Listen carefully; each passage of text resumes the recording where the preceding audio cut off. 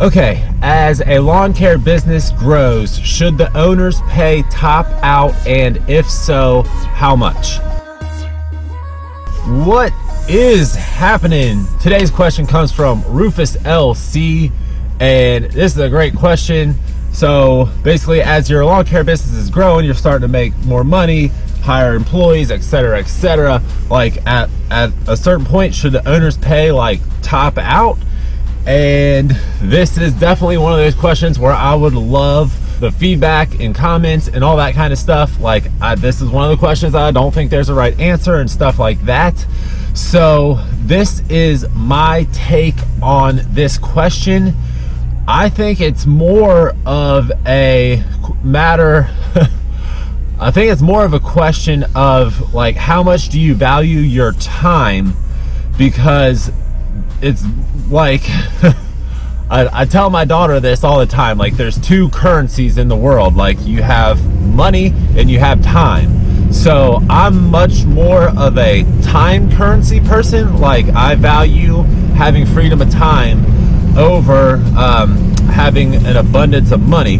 But obviously you get an abundance of money, you're gonna have all the time you want, and you know, having a ton of free time with no money is really no good also. So there's a balance here, but I really just like to be able to live very comfortably and have complete freedom of my time, which I am fortunate enough to have been able to accomplish already. So that, like, I just want to stay where I'm at and go up. That is it. But this is why I sold my lawn care business, because I saw that I was at a point where I was not going to make any more money running my lawn care business unless I hired more employees, I added more trucks, more mowers, and I was going to need to get another location. So we actually would have two different locations and start building out locations. And I'm just running these numbers, just thinking about how it would go, and I'm just like, this is just, it'll just be like a monumental amount of work and risk. So risk is another thing here. So that's what ultimately came down to me selling my business. There's a multitude of factors, but I was just like, the amount of work for me to increase my revenue, you know, exponentially from where it is currently, is going to require all kinds of monetary investment, all kinds of time, and I'm gonna have to start relying on way more people. I'm gonna need to take on, you know, get more trucks and more equipment. I'm gonna have more tires, I'm gonna have more engines, I'm gonna have more transmissions. And I was just like, I don't know. So I almost feel like the ideal like lawn care business size is just like, you can run out of one location and however many crews you can fit in that location. Like that, to me, that's where like would be the sweet spot. And I really think, you know, it's hard to say. that profit margins are going to vary wherever you go, and you know, the properties are closer together, they're farther away. I mean, I think you could get to, you know, say you have a 8 to 10 truck operation, I think you could make $250,000 as the owner of that business. So like, I think $250,000 is a pretty good income for running a lawn care business for sure. Like that, you're going to be at probably in the top like 1 or 2% of lawn care business owners making that. So that would be, I think that's realistic and a nice amount of money. But so the other thing running my lawn care business is I had my hours way down. My final year, I ended up making $93,000 as the owner of my business. So 2017, I made $93,000. I worked on average between 5 and 8 hours a week in my business. I really wish I would have tracked that, but I'm not the type of person to track time like that, like of my own time like that. That's why I run the businesses. Like I'm not, I would make a terrible employee. Like, let's put it that way. I'd be the worst employee ever. Not really, but yeah, I don't do stuff like that real well. So that's why it's just like, my business is my time. Like, I'll spend my time however I want it. But I was like, okay, so I have the hours down, my pay is a very good rate of pay, but my issue was the risk.